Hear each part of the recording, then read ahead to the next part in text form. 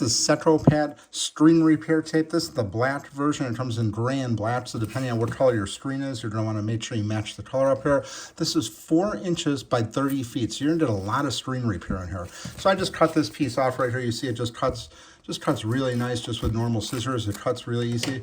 Really easy to use here. Basically what you're going to want to do is you're going to want to just trim up the frayed screen part, and then you're just going to take this off. It just got tape on the one side here. It's going to take it off here.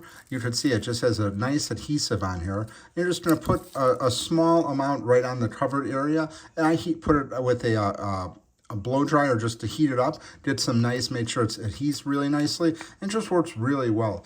We operate a property management company, so we have quite a few screens that end up needing repair, and this stuff just works great. We have a roll of the black and a roll of the gray, and it lasts a really long time.